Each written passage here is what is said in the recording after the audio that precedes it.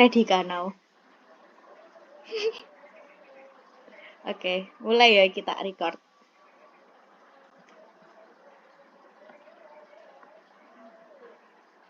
Selamat siang Kak. Iya, selamat siang. Sebelumnya boleh perkenalan diri terlebih dahulu ya Kak? Oke, baik. Sebelumnya perkenalkan, nama aku Naura Aisyah Mafira Dinda. Kakaknya bisa manggil aku Naura aja. Oke baik, mungkin saya bisa manggil Kak Naura atau Mbak Naura gitu ya. Oke, sebelumnya kenalin saya Ginadia Zalfa. Saya biasanya dipanggil Zalfa atau Kak Zalfa gitu aja. Dan di sini saya sebagai konselor dalam sesi konseling kita pada siang hari ini. Nah, sebelum itu Kak Naura apakah sudah pernah mengikuti sesi konseling ya? Kalau untuk sesi konseling sih, memang saya sebelumnya juga sudah pernah melakukan sesi konseling ya, Kak ya. Jadi mungkin ini udah kesekian kalinya saya ikut melakukan sesi konseling. Seperti itu. Oke, baik. Jadi Kak Naura ini sudah mengetahui tentang apa itu konseling, asas-asas, dan juga berapa lama waktu dalam sesi konseling gitu ya Kak? Iya, jadi kayak kurang lebih saya sudah mengerti dan tahu misalnya konseling itu akan seperti apa dan mungkin kalau durasinya sih kakaknya sendiri ya yang ngatur jadi saya kurang tahu untuk durasinya seberapa menit seperti itu. Oke, baik. Mungkin saya akan sedikit mengulas dan menjelaskan tentang asas-asas dalam sesi konseling yang dimana saya akan menjelaskan tiga asas aja. Yang pertama ada asas kesukarelaan. Di sini saya berharap Kak Naura itu mengikuti sesi konseling pada siang hari ini tuh sukarela sesuai dengan kemauan diri sendiri dan tidak ada paksaan dari siapapun. Lalu yang kedua ada asas keterbukaan yang dimana saya itu berharap supaya Kak Naura ini bisa terbuka menceritakan apa yang dirasakan Kak Naura selama ini dan dari keterbukaan yang diceritakan Kak Naura itu tadi kita bisa mengetahui inti dari permasalahan yang sedang dialami oleh Kak Naura. Lalu yang ketiga ada asas asas kerahasiaan yang dimana pada asas kerahasiaan ini saya sebagai konselor itu akan menjaga kerahasiaan cerita yang sudah diceritakan oleh Kak Naura selama sesi konseling kita pada siang hari ini. Nah, untuk lama waktu dalam sesi konseling pada siang hari ini itu kita memiliki 30 hingga 45 menit dalam satu sesi konseling. Tetapi jika dirasa dari waktu itu masih kurang, kita bisa menjadwalkan di pertemuan selanjutnya. Dan jika dirasa sebelum waktu itu udah selesai atau udah cukup sesi konselingnya, kita bisa mengakhirinya. Seperti itu Kak Naura. Apakah dari sini ada pertanyaan? Mungkin kurang lebih kalau sampai sini sih menurut bahwa belum ada pertanyaan gitu. Cukup paham. Oke, baik Kak Naura. Gimana nih kabarnya Kak Naura pada siang hari ini? Untuk hari ini alhamdulillah kabar saya baik. Oke, Kak Naura ini lagi berkuliah atau ada kesibukan lain gitu Kak? Kalau untuk sekarang ini sih emang lagi di rumah aja ya Kak ya. Soalnya emang udah untuk kuliahnya itu kan UASnya juga sudah selesai dan semuanya itu kan berbasis project. Jadinya dikerjakannya itu ketika awal-awal sebelum ada UAS ini di waktu minggu tenang juga itu. Jadi untuk akhir-akhir ini emang lagi santai aja. Terus juga masih ngerjain beberapa apa project UAS yang masih belum selesai, belum diupload di kayak Google Drive kayak gitu-gitu sih Kak. Mungkin untuk kesibukan akhir-akhir ini sih itu aja. Oke, Kak Naura ini kuliah di mana kalau boleh tahu? Kalau saya ini kuliahnya di UNESA Kak. Merantau atau emang asli dari Surabaya ya, Kak? Saya ini kebetulan merantau karena emang dari orang tua sendiri tuh pengennya anaknya sekolahnya di Surabaya gitu yang agak deket gitu sama rumah. Jadi nggak jauh-jauh lah merantaunya, nggak sampai yang sampai luar pulau atau mungkin yang agak lebih jauh nggak. Jadi daerah Surabaya aja gitu. Oke. Kak Naura ini berarti sekarang tadi kan Kak Naura bilang kalau udah di rumah. Nah, berarti ini udah pulang ke rumahnya atau rumah kos gitu, Kak? Pulang ke rumah saya sendiri maksudnya, di daerah saya kayak gitu. Oh, gitu. Barusan banget nih, Kak, pulangnya. Iya, barusan tadi agak siangan sih, Kak. Mungkin jam 10-an sampai sini, sampai di rumah saya ini. Soalnya emang kebetulan kan, ya itu tadi apa, semuanya udah selesai ya di kampus, udah nggak ada hal yang harus dilakuin secara offline. Jadinya ya memutuskan untuk langsung pulang aja sambil sekalian liburan semesteran gitu. Soalnya yang lainnya kayak pengerjaan UAS atau pengumpulan itu kan dilakukannya secara online. Terus juga kayak absen-absen di LMS kayak gitu juga secara online. Jadinya ya udah pulang aja kayak gitu. Oke, berarti ini sudah masuk ini ya, Kak, liburan semester gitu ya, Kak, karena menjelang tahun baru juga gitu. Iya Kak, betul banget. Oke, Kak Naura ini asalnya dari mana nih, Kak? Kalau aku ini asalnya dari Bojonegoro. Berarti apa ini kalau pulang pulang ke Bojonegoro itu naik kereta atau naik bis atau bawa motor sendiri, Kak? Kalau saya itu biasanya naik kereta Kak. Tapi emang saya bawa sepeda motor. Cuma kalau buat pulang pergi dari rumah ke kos saya atau ke Surabaya itu naik sepeda motor saya masih nggak berani. Terus juga sama orang tua nggak dibolehin. Jadinya kayak sepeda motornya itu ditaruh di itu di kos-kosan aja gitu. Jadi dibuat kita kayak waktu di kos misalnya mau berangkat kuliah naik sepeda motor atau mau ada kegiatan lain biar nggak bingung, biar nggak nge-grab terus, akhirnya dibawain sepeda motor ditaruh di sana aja kayak gitu. Jadi ya untuk kayak pulang terus kalau balik lagi itu saya naik kereta. Kalau naik bis sendiri sih juga nggak nggak pernah sih Kak, soalnya emang mungkin kalau bagi saya sendiri ya kayak lebih terjaminnya itu naik kereta. Karena kadang kan kalau naik bis, ya emang saya belum pernah mengalami ya, tapi kayak dengar-dengar dari cerita-cerita orang gitu kan, katanya kalau naik bis itu biasanya kalau nggak benar-benar hati-hati itu ada barangnya yang hilang kayak gitu-gitu. Sebenarnya ya sama aja kayak di kereta, cuma eh, saya merasanya lebih terjaminan di kereta aja sih Kak, soalnya emang lebih murah terus juga ya terfasilitasi dengan baik kayak gitu. Oke, berarti tiap kali pulang ke Bojonegoro itu selalu naik kereta ya, Kak, supaya lebih aman juga. Iya bener kan, naik kereta. Jadi sebelum hari mau pulang itu dari sebelum-sebelumnya udah pesan tiketnya dulu, gitu. Biar nggak Oke. kehabisan.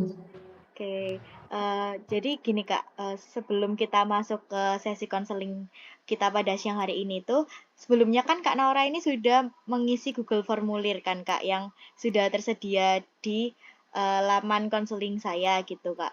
Nah, jadi pada Google Formulir yang sudah tersedia ini, Kak Naura kalau nggak salah menuliskan bahwa masalah yang sedang dialami Kak Naura itu seperti burnout gara-gara tugas, juga Kak Naura ini sering menunda-nunda untuk mengerjakan tugas gitu ya Kak. Apalagi takut kalau nilai dari tugas-tugasnya Kak Naura di semester ini tuh nggak sesuai dengan ekspektasinya Kak Naura. Dan juga Kak Naura ini menuntut dirinya untuk selalu perfeksionis dalam melakukan segala hal. Apakah benar permasalahan yang diungkapkan Kak Nora itu seperti itu? Iya Kak, kurang lebih benar seperti itu. Oke, mungkin di sini sebelum kita memulai ke sesi konseling kita pada siang hari ini, sepertinya saya akan menggunakan teknik konseling kognitif restructuring yang dimana dari teknik ini tuh kita bisa merubah pikiran-pikiran irasionalnya Kak Naura seperti yang Kak Naura ini harus perfeksionis supaya selalu dianggap sempurna di depannya orang-orang gitu kan, dan dari pikiran itu nanti kita akan merubah ke pikiran yang lebih rasional lagi begitu Kak. Nah, jadi saya di sini meminta Kak Naura untuk menjelaskan lebih dalam mengenai apa yang sedang dirasakan oleh Kak Naura. Oke Kak, baik. Sangat saya pahami. Oke, Kak Naura ini boleh menceritakan lebih lanjut lagi Kak ya apa yang sedang dirasakan oleh Kak Naura Kak Naura tentang apa yang sudah dituliskan di Google formulirnya itu tadi. Oh, boleh diceritakan sekarang atau bagaimana, Kak? Iya, boleh diceritakan sekarang, Kak. Oke, baik, Kak. Sebelumnya terima kasih ya, Kak, karena udah mau untuk berkonseling dengan saya dan mau mendengarkan cerita saya. Jadi permasalahan saya itu, saya tuh merasa kayak burn out gitu loh Kak sama tugas-tugas. Jadi ketika ada banyak tugas-tugas kayak tugas-tugasnya tuh numpuk banget. Saya tuh selalu kayak mengerjakannya itu benar-benar strict banget. Jadi pokoknya ini harus selesai, pokoknya ini harus gini. Jadi di kepala saya tuh udah ada pikiran yang tertata gitu loh.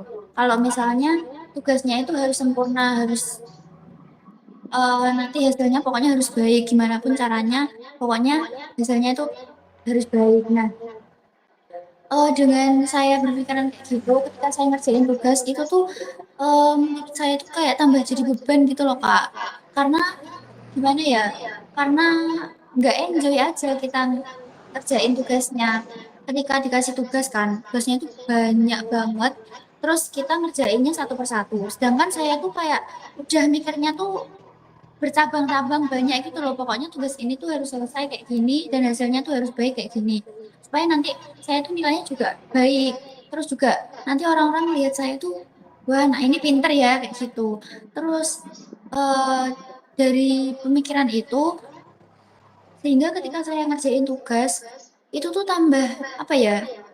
Bikin saya merasa kayak kurang semangat aja gitu. Soalnya terlalu banyak gitu loh pikirannya. Kayak menyuruh saya untuk ini itu gitu. Jadi ketika saya ngerjain tugas yang satu, itu tuh saya kerjain Kak. Terus habis itu ketika nantinya hasilnya itu enggak apa ya, kalau menurut saya itu hasilnya enggak sesuai sama keinginan saya atau enggak sesuai sama tambah gini gitu, enggak sesuai sama apa yang saya pikirkan. Itu kayak saya tuh malah merasa apa ya bener-bener down terus kayak putus asa terus kayak ya udahlah tak kerjain bisa aku saja kayak gitu. Jadi tambah gak ada rasa semangatnya sama sekali.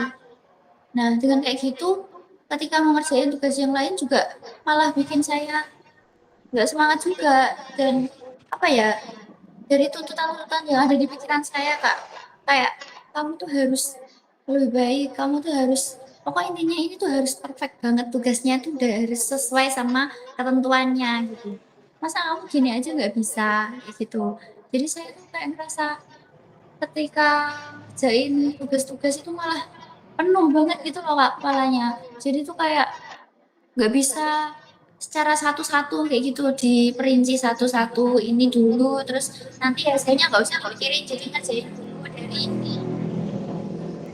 kayak satu terus yang kedua kayak gitu itu tuh nggak bisa jadi kayak tambah tambah pusing rasanya itu tambah bikin saya kayak pegel banget kayak gitu sih Kak. Oke, jadi di sini tuh Kak Naura itu kalau memiliki banyak tugas itu tuh kayak bingung gitu ya, mau ngerjain yang mana dulu. Terus juga dari banyaknya tugas itu ngebuat dirinya Kak Naura ini merasa tertekan gitu kan.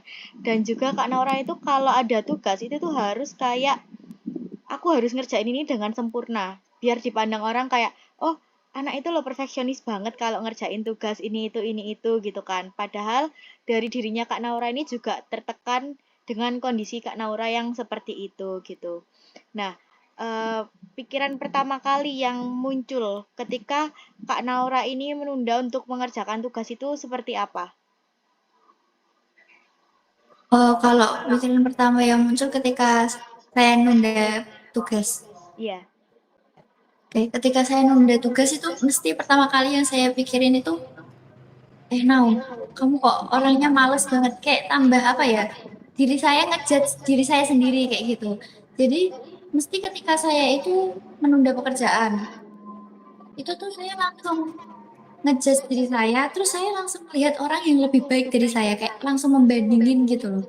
Misalnya ya, ada si A ini kayak dia itu lebih pintar, dia juga lebih apa ya misalnya tuh kayak kerjain tugas langsung dikerjain kayak gitu. Nah, ketika aku mau nunda tugas itu pikiran pertama yang muncul tuh langsung Jadi kok aku orangnya kayak gini ya, kok males banget kayak gitu. Terus langsung tak bandingin ke orang lain kayak gitu Kak. Misalnya, ya dia loh orangnya kayak gini, masa aku aja nggak bisa. Kok aku malah nggak mau ngerjain tugas kayak apa ya? Jadi malah banding-bandingan gitu loh sama orang lain. Ketika aku lagi nunda tugas sih itu pikiran pertama yang muncul. Oke, jadi Kak Naura ini ketika menunda pekerjaan atau mengerjakan tugas itu, pikiran yang pertama kali itu langsung kayak mengjudge dirinya Kak Naura sendiri gitu ya, dan membandingkan dengan orang lain gitu. Nah, ketika Kak Naura mengjudge dirinya sendiri ini, apakah ada apa ya kayak perasaan emosional yang muncul ke dalam dirinya Kak Naura gitu? Ada sih Kak, dan itu kayak sering banget sih. Em, Kalau aku pikir-pikir ya, itu tuh ketika aku lagi ngerasa kayak gitu, terus juga lagi mikirin hal-hal kayak gitu, aku tuh sering banget tambah ngerasa apa ya, ngerasa sedih, terus juga aku tuh nggak emosi, cuma rasanya tuh kayak apa ya, kayak sakit gitu loh, apa ya, kayak sedih aja gitu kalau lihat diriku kayak gitu. Soalnya apa, nggak bisa Eee, membangkitkan diri sendiri kalau dirinya itu bisa lebih baik kayak gitu loh, Kak. Jadi kayak langsung nge-judge diri sendiri, sehingga itu tuh yang membuat saya tuh kayak sedih. Saya tuh kayak rasanya kecewa gitu loh sama diri saya sendiri. Kenapa saya kok kayak gitu? Kenapa kok nggak malah bangkit dan, eee, nggak nunda kayak gitu sih, Kak. Mungkin perasaan itu sih yang sering banget datang ya, kalau misalnya entah itu aku lagi nunda tugas atau lagi burnout parah. Itu sih yang bener-bener sering datang apa perasaannya. Oke, jadi Kak Naura ini emosional yang dirasain oleh Kak Naura ketika menunda pekerjaan atau tugas itu ngerasa sedih dan kecewa pada dirinya sendiri. Kenapa kok Kak Naura ini bisa seperti ini gitu. Nah, dari perasaan atau rasa emosional yang dirasakan tadi, apakah ada reaksi tubuh yang dirasain oleh Kak Naura? Misal kayak mual atau pusing atau yang lain gitu, Kak. Nah ya Kak, kalau untuk kayak gitu sih, eh, menurut saya ya, itu ada efeknya sih Kak, dampaknya itu ada. Saya tuh pernah, ketika itu bener-bener ngerasa kayak burn out banget, banyak banget tanggung jawab dan tuntutan untuk diri saya, terus juga dari diri saya sendiri juga banyak sekali yang saya inginkan gitu, kayak yang saya tujukan itu banyak banget dan harus kayak mengharuskan gitu loh Kak. Sehingga waktu itu ketika banyak tugas itu tuh saya mikirnya kayak stuck di situ aja gitu loh, di tugas itu aja dan itu tuh membuat saya tuh susah tidur. Ketika malam tuh kadang saya tuh bangun-bangun tuh ngerasa kayak capek banget. Saya ngerasa kayak nggak ngerasa tidur dengan tenang kayak gitu. Saya malah ngerasa itu nggak bisa tidur kayak gitu. Soalnya ketika bangun itu tuh saya badan saya tuh ngerasa kayak capek gitu loh Kak, capek nggak tenang. Terus juga apa kadang kala itu ketika emang saya tuh kan tipikal orang yang misalnya kalau kepikiran satu hal itu tuh walaupun itu sepele ya Kak, sepele atau hal besar itu tuh saya pikirin terus saya bener-bener mikir. Itu saya tipe orang yang kayak gitu. Jadi ketika ya itu tadi burnout tugas, terus banyaknya tuntutan dari diri saya sendiri juga. Itu tuh malah saya pikir banget sehingga kadang tuh saya ngerasa pusing. Saya tuh ngerasa pusing banget. Saya tuh kayak kadang teman saya tuh sering loh Kak, kayak apa ya, kayak ngingetin saya gitu. Jadi kayak Dena, kamu loh jangan terlalu mikirin kayak gitu. Dibuat enjoy aja, santai aja. Sampai teman-teman saya aja ngerti kayak kalau misalnya saya tuh tipikal orangnya tuh emang benar-benar mikir banget. Jadi ketika ada banyak tugas, terus saya tuh ekspresinya langsung berubah ya, kayak langsung bengong kayak gitu. Itu tuh teman saya langsung ngepuk saya, terus yang langsung bilang ke saya kayak gini. Dena, kamu loh jangan terlalu mikirin itu, nanti kamu sakit. Soalnya saya pernah Kak, satu kali itu benar-benar mikirin tugas, sehingga saya tuh kayak langsung sakit gitu. Besoknya saya langsung demam, kayak gitu.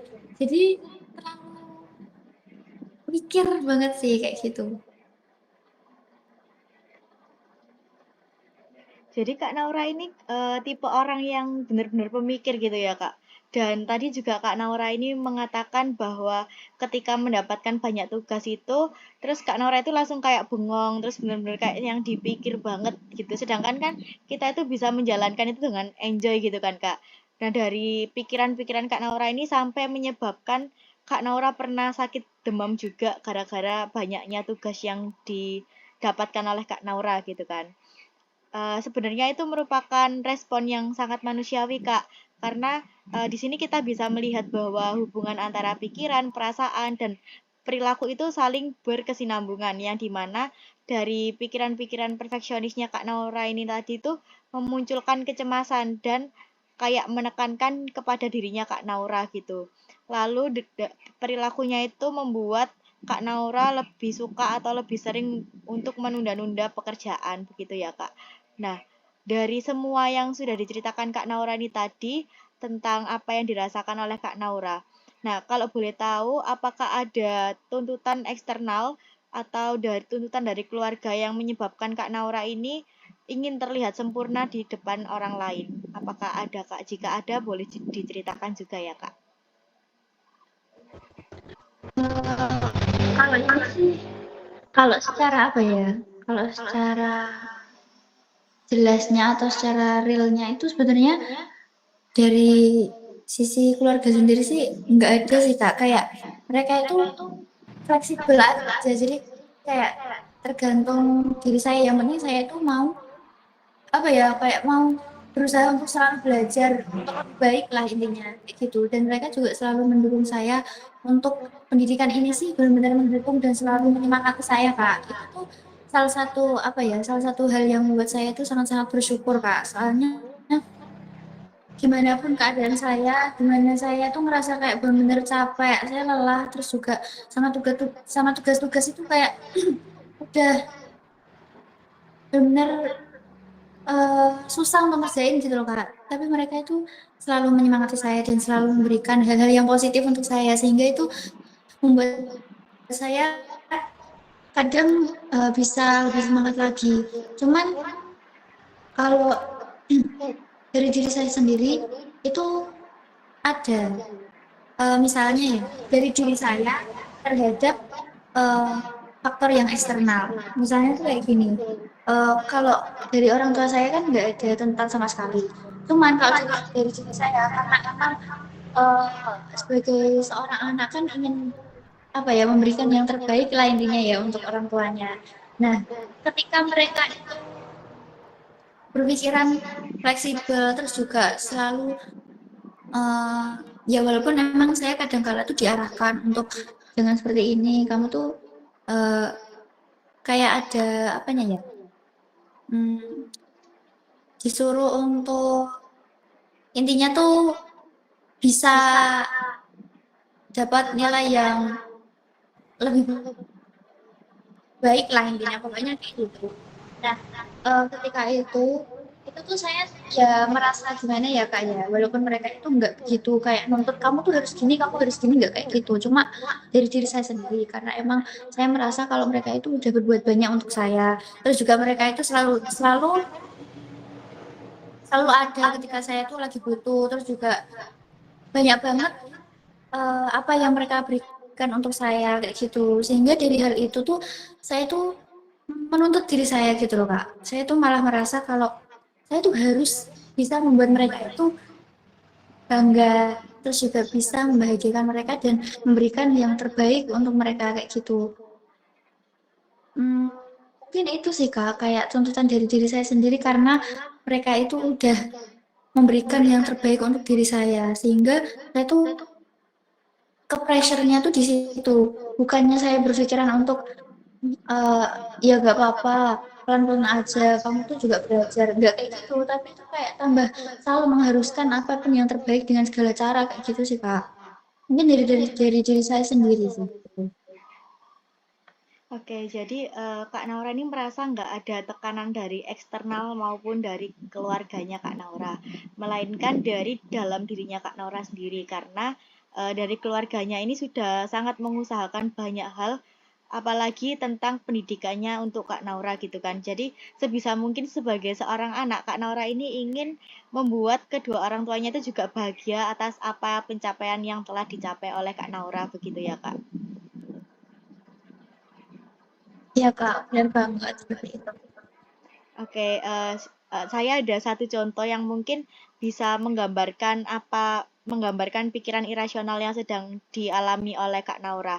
Nah, contohnya itu misal ada temannya Kak Naura yang melakukan sedikit kesalahan untuk dalam mengerjakan tugas maupun dalam melakukan hal sekecil apapun itu.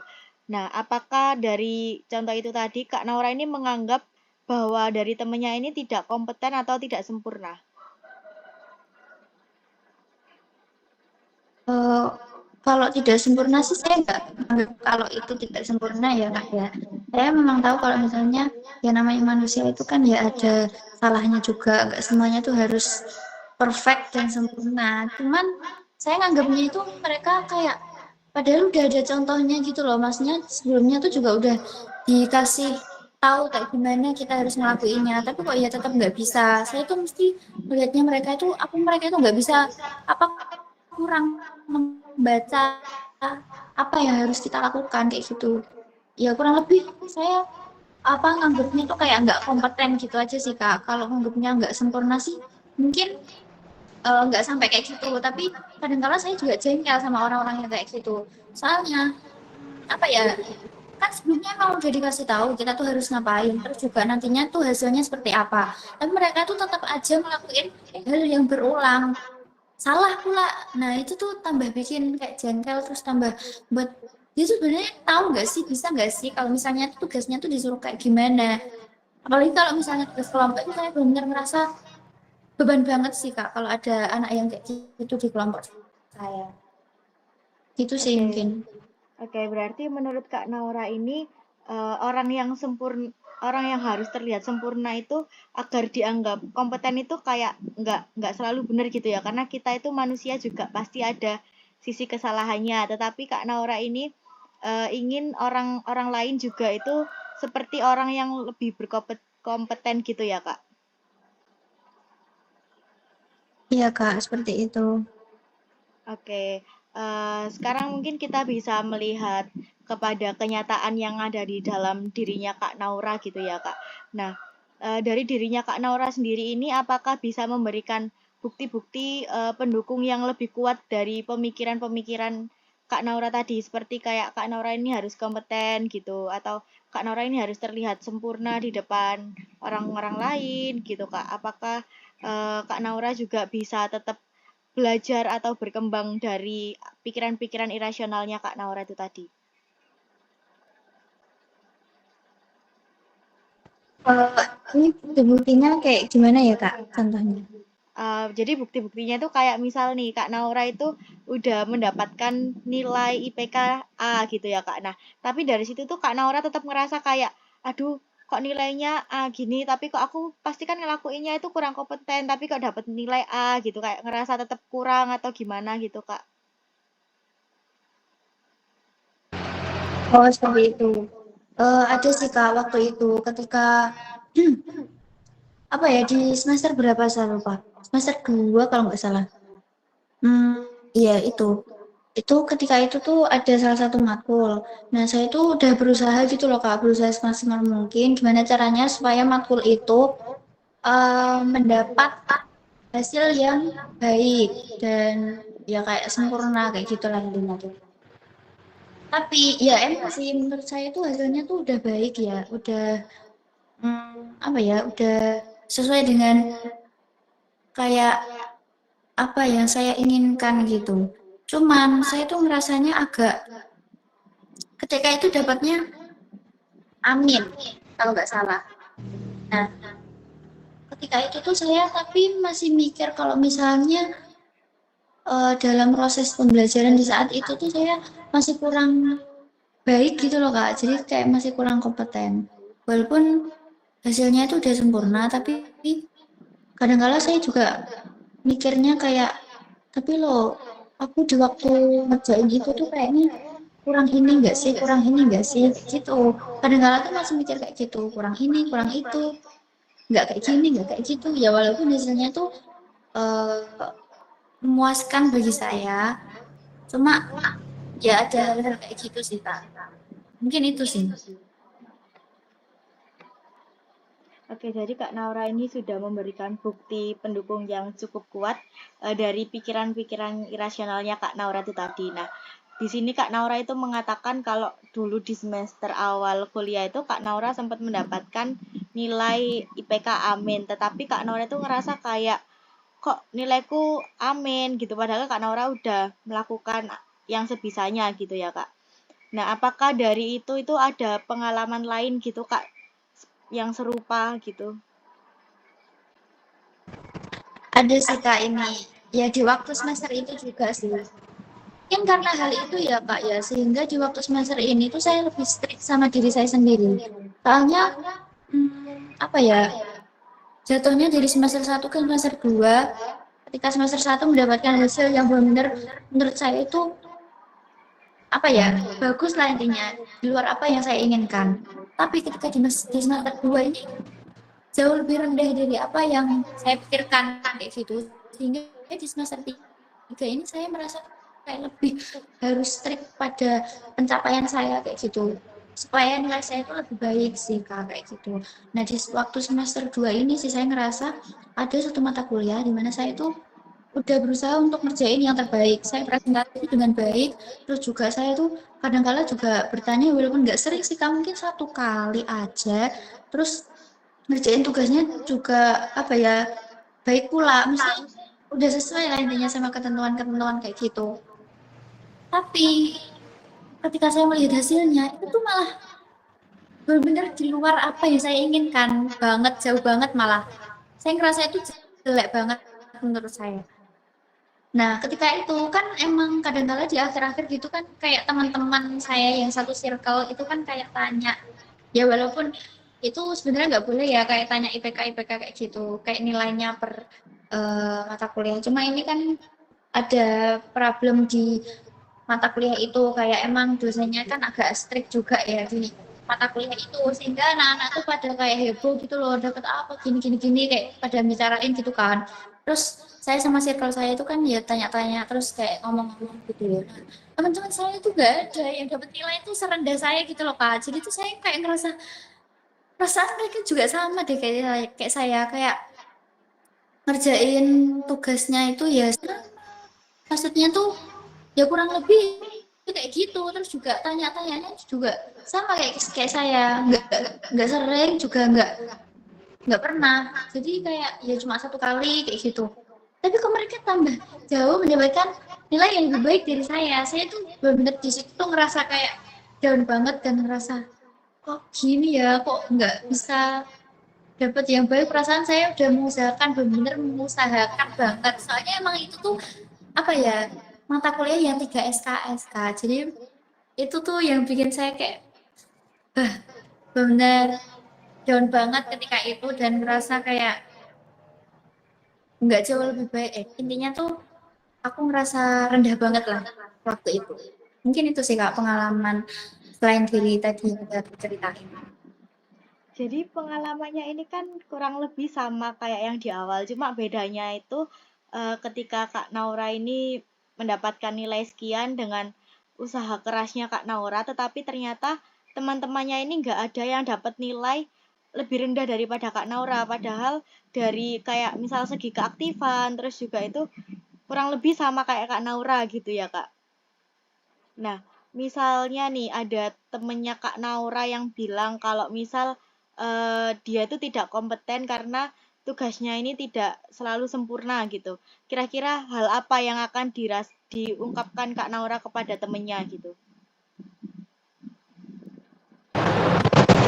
Kalau kayak gitu sih kayak kalau misalnya dari apa teman saya sendiri yang mengalami hal itu ya. Mungkin karena saya juga merasakan ya Kak ya, gimana rasanya kalau jadi orang yang udah saya ceritain di awal itu kayak gimana, itu benar-benar gak enak banget dan saya pengen ngerubah itu ya. Mungkin sih yang saya katakan itu ke teman saya kayak yang pertama sih tetap membiarkan dia untuk apa ya, bercerita luasa sih apa yang dia rasakan. terus juga keinginannya tuh seperti apa. Tapi juga saya ingin mengatakan ke dia kalau misalnya nggak apa-apa kalau kamu itu nggak kompeten, karena emang apa ya, setiap orang itu eh, ada masanya ketika dia itu benar-benar bisa melakukan apa yang dia inginkan itu berhasil. Dan kadangkala itu ada juga dimana kita tuh waktu dimana kita itu melakukan hal itu tuh tapi nanti hasilnya tuh nggak sesuai sama keinginan kita. Nah itu tuh adalah hal yang wajar, dan mungkin setiap orang juga bakal mengalami hal-hal kayak gitu, karena itu adalah salah satu dari proses menuju dirimu yang terbaik. Mungkin kayak gitu sih Kak yang bisa saya omongin ke dia, untuk apa ya, penenang aja supaya dia tuh nggak merasa kayak kalau dirinya itu beda beda dari yang lain, dan juga nggak ngerasa kayak kok saya itu lebih rendah kayak gitu sih. Mungkin itu yang bisa bikin dia lebih apa ya, lebih mencintai dirinya sendiri dan juga lebih paham lah intinya sama apa yang terjadi pada dirinya. Mungkin itu sih Kak. Oke, jadi dari apa yang udah diungkapkan oleh Kak Naura ini sudah terlihat bahwa Kak Naura ini juga menyadari bahwa kemampuan setiap orang itu juga berbeda-beda gitu ya, dan kita nggak bisa kayak apa ya, kayak saling menyamakan kemampuan si A dengan si B, apalagi dengan kita gitu. Nah, mungkin di sini saya akan memperkuat dari pikiran yang sudah sedikit berubah dari Kak Naura gitu ya.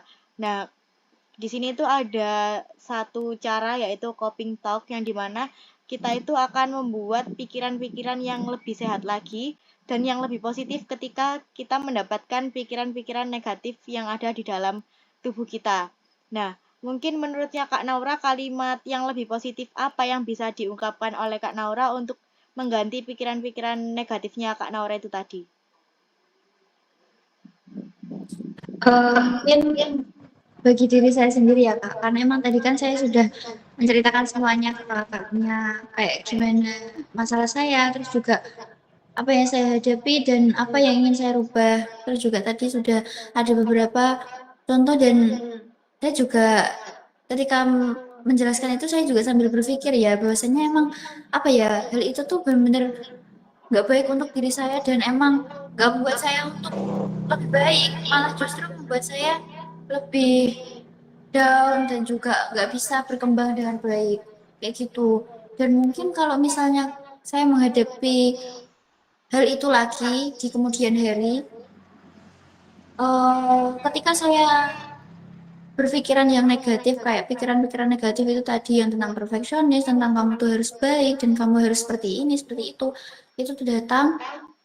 Mungkin yang bisa saya pikirin sih, saya bakal menenangin diri saya sendiri ya. Saya itu bakal ngomong ke diri saya sendiri.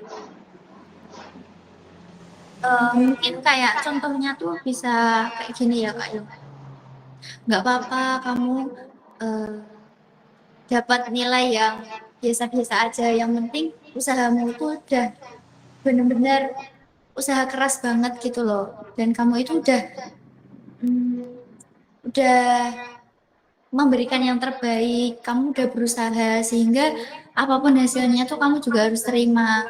Kamu itu udah hebat melalui banyak hal yang mungkin eh, bagi beberapa orang atau sebagian orang itu kalau melewatinya tuh kadangkala kesulitan, tapi kamu bisa melewati dan bisa sampai di titik ini, dan kamu juga sebelumnya udah pernah melalui hal ini kan. Mungkin itu yang bisa saya apa ya, bisa saya masukkan ke pikiran-pikiran yang negatif itu tadi, biar saya tuh lebih mm, lebih berani untuk berubah sih Kak, kayak gitu. Oke Kak Naura, kalimat yang udah diucapkan oleh Kak Naura tadi itu sangat bagus gitu ya Kak, karena bisa membangkitkan semangatnya Kak Naura buat kedepannya gitu. Dan juga Kak Naura di kalimat yang diucapkan tadi itu juga ada unsur penerimaan diri, yang dimana ketika Kak Naura mendapatkan nilai yang mungkin belum sesuai ekspektasi atau nilai yang mungkin masih kayak di bawah apa yang sudah dicapai sebelumnya, itu Kak Naura kayak nggak apa-apa, yang penting kita udah berusaha. Kamu juga udah pernah ada di posisi ini, tapi kamu juga bisa melewati di fase itu gitu ya Kak. Nah, gimana perasaannya Kak Naura setelah mengucapkan kalimat tersebut?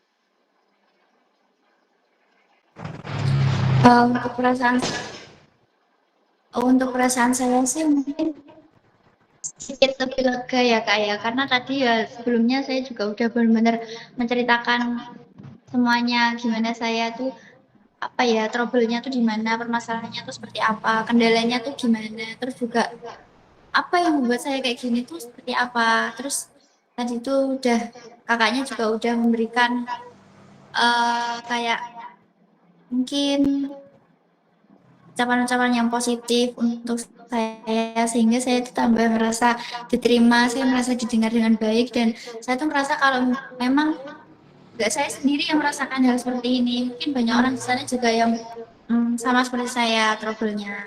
Dan ketika saya itu mengganti pikiran saya yang negatif itu tadi dengan apa yang udah saya omongin barusan, yang pikiran positif itu, saya merasa jauh lebih apa ya, jauh lebih lega dan jauh lebih